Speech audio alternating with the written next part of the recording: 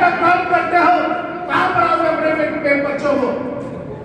सरकारी स्कूल में पढ़ाओगे, कहीं स्कूल में रूम नहीं है, कहीं पंखे नहीं है, कहीं टीचर नहीं है, कहीं गार्डन नहीं है, कहीं फर्श नहीं है, कहीं कुर्सियां नहीं है, कहीं टॉयलेट नहीं है। ये उत्तर प्रदेश का हालत आप लोगों ने देखा है। और दिल्ली सरकार के जो कॉलेज हैं उनको पूरे ट्रम्प ने भी, अमेरिका की सरकार ने भी सराहना की। तो उत्तर प्रदेश में सबसे पहले दलित, अकलियत, कमजोर लोगों की शिक्षा को ऊपर उठाकर उस समाज को ऊपर लाने का काम कर रहे हैं। तो माननीय केजरीवाल जी कर रहे हैं, हम लोगों को उनका साथ देना चाहिए करना है।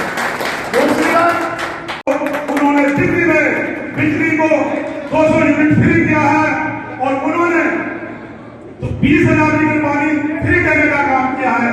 जो सरकारी स्कूलों की शिक्षा में बहुत पीछे थी, उनका रिजल्ट उनके मंत्रियों की मेहनत से 99-98% हुआ है। और आज लोग प्राइवेट स्कूलों से सरकारी स्कूलों में एडमिशन अपने बच्चों को दिलाने का सपना देखते हैं। ये काम केजरीवाल सरकार ने किया है। जिन गरीबों का इलाज नहीं हो पा रहा था, हर मोहल्ले में मोहल्ला क्लिनिक खोले गए हैं, सबके इलाज के चेक किए जाते हैं, दवाई फ्री दी जाती है। ये काम सिर्फ केजरीवाल सरकार ने किया है। और 75 साल इस देश को आजाद हो गए, 5500 पार्टियां हैं, किसी पार्टी ने काम नहीं किया है। इसलिए साथियों, आज उत्तर प्रदेश में भी चुनाव लड़ने का बिगुल बजाकर केजरीवाल जी ने हम सब लोगों को हर चीज जरूरत के हिसाब से देने के लिए हमारे बीच खड़ी है। और हमारा कर्तव्य बनता है कि हम इस पार्टी को मजहब से ऊपर उठकर, जाति पात से ऊपर उठकर और इसी पार्टी को वोट दें और कैंडिडेट को जिता के लाएं, ताकि योगी और मोदी को ये संदेश पहुंच जाए कि विकल्प प्रदेश की जनता को मिल चुका है। आम आदमी क्या चाहता है? वो चाहता है कि उसको फ्री बिजली मिले, उसको फ्री पानी मिले। तो दिल्ली सरकार ने वहां करके दिखाया और यहाँ कुछ भी नहीं मिला। आम आदमी चाहता है कि उसके बच्चों की शिक्षा, उसके बच्चों का स्वास्थ्य से जुड़ी जरूरतें, उनके परिवार की जरूरतें, चाहे वो ऑपरेशन हो या कोई भी बीमारी इलाज हो, मोहल्ला क्लिनिक की तर्ज पे वो उत्तर प्रदेश में हो, ये आम आदमी चाहता है। और ये यहाँ नहीं हो पाता है क्योंकि ये लोग सरकारों में आते हैं, ताकत इनको मिल जाती है और ये हम लोगों का वोट लेके हम लोगों को भूल जाते हैं। और हम लोगों पे नए नए कानून, नई नई चीजें ये थोपते जा रहे हैं, गलत ताकत का इस्तेमाल करके। कभी किसान मिल लाते हैं, कभी नोटबंदी लाते हैं, और प्रताड़ित और परेशान कौन होता है? आम आदमी उसमें होता है। आप लोग जब नोटबंदी हुई तो लाइन में लगे, किसी बड़े नेता को इन लोगों को लाइन में लगते हुए देखा या नोट बदलते देखा? ये पहले ही सेटिंग कर चुके। किसानों का ये बिल जबरदस्ती थोपा जा रहा है, 3 महीनों में आ गए। किसान भाई परेशान है और इसमें भी अगर सबसे ज्यादा मदद की तो केजरीवाल जी ने की। उनको सोलर पैनल के जरिए मोबाइल चार्ज करने की व्यवस्था की, वाईफाई की व्यवस्था की, पानी, लंगर, तमाम मंत्री जी ने वहां पानी के टैंकर्स भेजे और पूछा कि जो भी जरूरतें हैं आप लोग बताओ, हम किसान भाइयों के साथ हैं। और जब केंद्र सरकार ने परमिशन मांगी कि आप हमें दिल्ली के स्टेडियम को जेल बनाने की इजाजत दीजिए, यहाँ हम किसान को रखना चाहते हैं, तो हमारी सरकार ने दिल्ली की कहा, केजरीवाल जी ने, कि ये किसान है, ये कोई आतंकवादी नहीं है, इन लोगों को जेल में नहीं रखा जाएगा और हम इसका कड़ा विरोध करते हैं। और बिल्कुल, और धीरे धीरे हुआ क्या हुआ, ये कि सरकारी कंपनियों को जानबूझ के सरकार में बैठे हुए वरिष्ठ अधिकारियों ने नेताओं से मिलकर सरकारी कंपनियों को घाटे में पहुंचाना शुरू कर दिया। उन्हें अपनी रिश्वत चाहिए, चाहे देश का बेड़ा गर्क हो जाए, लेकिन उन्हें अपने घर में तनख्वाह से उनका गुजारा नहीं है, उनको रिश्वत चाहिए। उसी रिश्वत के लिए उन्होंने सरकारी कंपनियों को कमजोर किया। और ऐसा कमजोर किया, आपको जान के ताज्जुब होगा, जब माननीय वाजपेयी जी देश के प्रधानमंत्री थे, उस वक्त देश के बाल को बिका, नाल को बिका, आईटीडीसी के बहुत सारे होटल बिके, और ऐसे बिके जिसकी मार्केट में अगर आप बेचते और तो वो बिकता शायद 80 करोड़ रुपए का, और वो बेच दिया 20 करोड़ रुपए का, और सब चुप। मतलब ऐसे हालात से देश को लाके ऐसा लगता है जैसे जानबूझ के देश को कुछ लोग कमजोर करना चाहते हैं, देश को गुलाम बनाना चाहते हैं, और वो चाहते नहीं कि गरीब का बच्चा पढ़ के कामयाब हो, उन्हें तो सस्ते मजदूर चाहिए। तो एक साजिश के तहत देश को कमजोर किया गया, और तब ज्यादा दुख होता है, तब ज्यादा दिल दुखता है जब देश का प्रधानमंत्री जियो का ऐड करता है। जियो की सिम खरीदो, जब आप जियो की सिम खरीदोगे और प्रधानमंत्री जियो का ऐड करेगा तो देश की एमटीएनएल, बीएसएनएल बिकना तो तय था, और आज वो बर्बाद हो गई। तो देश विक्रेता बन बैठे, हमारे देश की सरकार देश विक्रेता बन बैठी। उन्हें देश से प्यार नहीं है, उन्हें अपने चंद पूंजीपति दोस्तों से प्यार है। देश का किसान लगातार रोड पर लड़ रहा है। क्यों लड़ रहा है? क्या आपको पता है कृषि से संबंधित 3 काले कानून जो है क्या है? शायद आपको पता भी ना हो। मैं आज आपको बताता हूं ये 3 काले कानून क्या है, क्योंकि आपको पता तो होना चाहिए ना। लोग कह रहे हैं कि किसानों का मुद्दा है, किसानों का मुद्दा है।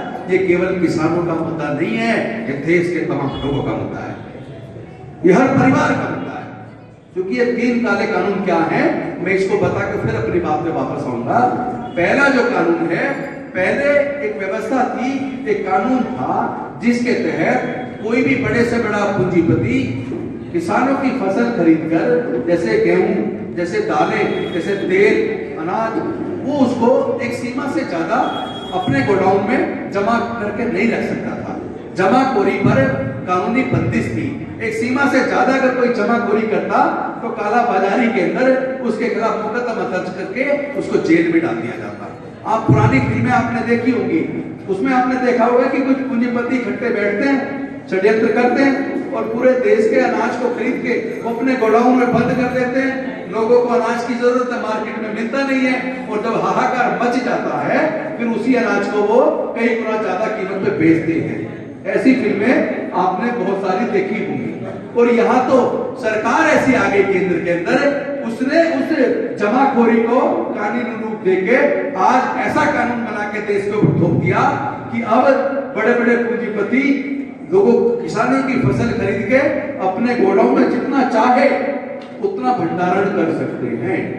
और जब वो भंडारण कर लेंगे और लोगों को जब उसकी जरूरत होगी और वो मार्केट में मिलेगा नहीं, फिर उसी को वही बड़े बड़े पूंजीपति कई गुना ज्यादा कीमत पर देश के लोगों को बेचेंगे। तो मैं आपसे पूछना चाहता हूं, क्या ये केवल किसान प्रभावित होगा या इससे देश का हर परिवार प्रभावित होगा?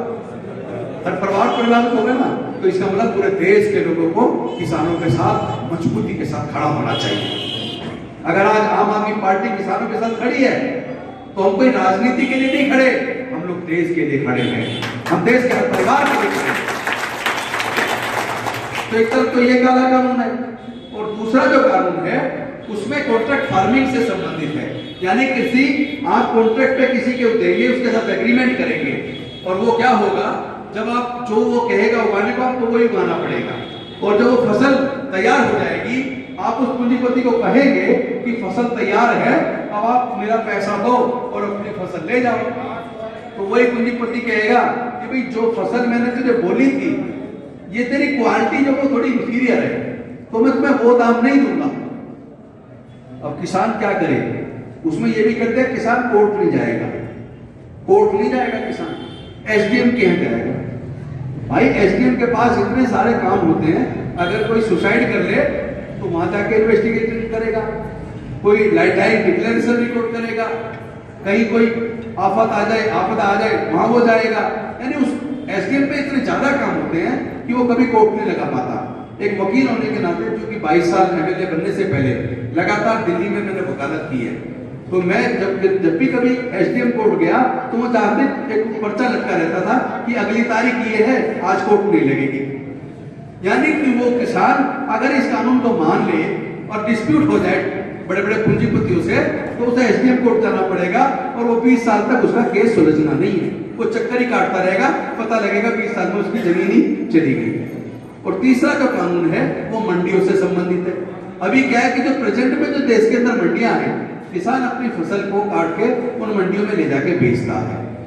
लेकिन जब ये तीसरे कानून के तहत जो ये बड़े बड़े पूंजीपति बड़ी बड़ी मंडियां बना लेंगे, मंडियां बनाने के बाद ये क्या करेंगे, किसानों की फसल को ज्यादा पैसे देके, लालच देके खरीदेंगे।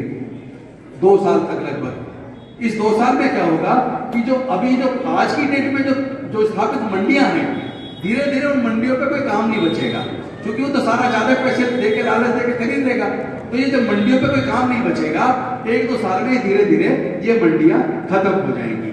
जब ये मंडियां खत्म हो जाएंगी, उसके बाद फिर जब वो अपनी फसल लेके जाएगा मजबूरी में इन बड़े बड़े पूंजीपतियों की बड़ी मंडियों में, उसके बाद फिर वही होगा, वो जैसे आप वो पहली बात तो फसल काट के वो गाड़ी किराए पे करेगा, किराए पे गाड़ी करके लाद के जाके उस बड़े बड़े पूंजीपतियों के पास लेके जाएगा, और वो पूंजीपति कहेगा तेरी चावल की क्वालिटी अच्छी नहीं है, इसलिए तुझे 2000 रुपए नहीं मिलेंगे इसके, ये तुझे 1200 रुपए दे रही है तो दे, वरना अपनी वापस ले जा। अब जो मंडियां थी वो तो खत्म हो गई, है ना। अब वो गाड़ी भी किराए पे करके लाया, अब वापस ले जाएगा, आने जाने का पैसा भी गया, और फसल को रखेगा, उसमें तो गोदाम भी नहीं है। तो मजबूरी में उस बड़े बड़े पूंजीपतियों को कहेगा कि जी आप भी कुछ ठीक से रेट दे दो। वो कहेगा ठीक है तो 1300 रुपए दे ले और जा, यानी कि किसानी बर्बाद हो जाने